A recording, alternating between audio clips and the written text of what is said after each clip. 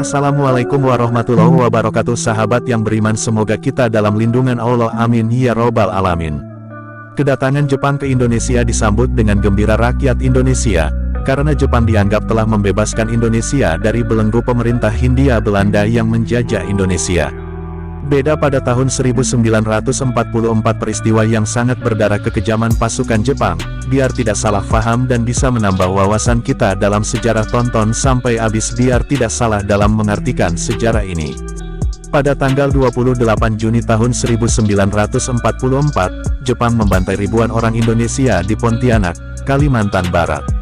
Pembantaian ini dilatar belakangi desas-desus yang terdengar oleh Jepang. Dilansir dari buku Peristiwa Mandor Berdarah 2009, polisi rahasia Kaigun atau Tokeitai mendengar adanya pemberontakan melawan Jepang. Pada masa itu, kebencian rakyat Indonesia terhadap Jepang memang memuncak. Selama pendudukan Jepang, rakyat dipaksa bekerja, disiksa jika tak menurut, kelaparan, hingga tak punya pakaian. Jepang membutuhkan simpati rakyat untuk mendukung perangnya. Maka Jepang mendirikan Nishinkai, organisasi politik untuk menyalurkan ide-ide politik, yang tentunya tidak mengancam Jepang. Tokoh politik, pengusaha, dan cendekiawan yang tergabung diantaranya J.E. Patiasina, Kepala Urusan Umum Kantor Shuuti Sitio, Noto Sujono, tokoh Parindra, dan Ng Yapsun, Kepala Urusan Orang Asing, Kakyo Tosei Katyo. Para tokoh pergerakan ini diam-diam juga memiliki gerakan bawah tanah yang disebut Gerakan 69. Ini karena anggotanya berjumlah 69 orang.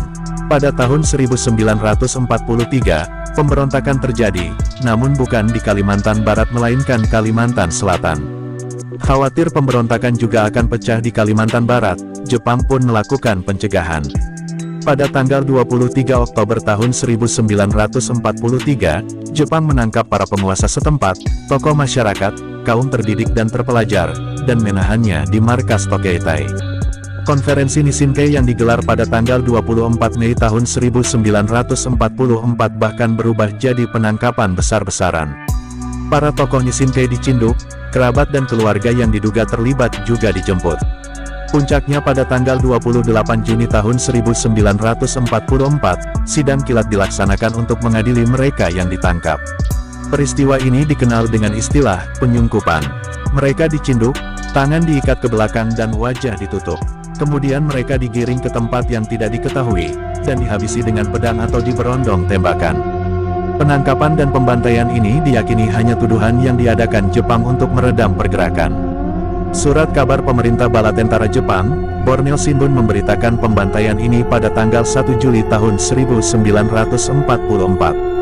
Halaman pertama membuat berita utama, komplotan besar yang mendurhaka untuk melawan Dai Nippon sudah dibongkar sampai ke akar-akarnya. Yang berjudul, kepala-kepala komplotan serta lain-lainnya ditembak mati.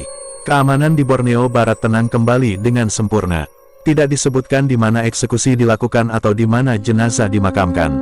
Pembantaian terhadap rakyat Kalimantan Barat tak berhenti di situ. Dari 1941 hingga 1945, tercatat ribuan rakyat Kalimantan Barat dilenyapkan. Yang paling menyedihkan, akibat pembantaian yang dilakukan Jepang, Kalimantan Barat kehilangan satu generasi terbaiknya. Mereka adalah bangsawan, tokoh-tokoh politik, kaum terdidik dan terpelajar, dan hartawan dari lintas etnis dan agama. Kiyotada Takahashi, Presiden Marutaka House Kogyoko, Ltd. yang pernah bertugas sebagai opsir bala tentara Jepang di Kalimantan Barat menyebut jumlah korban mencapai angka 21.037 orang. Sementara Yamamoto, seorang kepala Kempeitai atau polisi militer Jepang di Kalimantan Barat mengatakan jumlah korban mencapai 50.000 orang. Pinggiran kota Mandor, sebuah wilayah kecil yang berjarak sekitar 88 km dari kota Pontianak, belakangan diketahui sebagai salah satu tempat korban dikubur massal. Sejak tahun 1973, ziarah rutin digelar Pemda Kalimantan Barat ke Mandor. Di sana dibangun monumen. Tanggal 28 Juni pun diperingati Hari Berkabung Kalimantan Barat. Jangan pernah melupakan sejarah, dan apabila ada kesalahan saya mohon maaf sebesar-besarnya dari Kodi Channel. Assalamualaikum warahmatullahi wabarakatuh.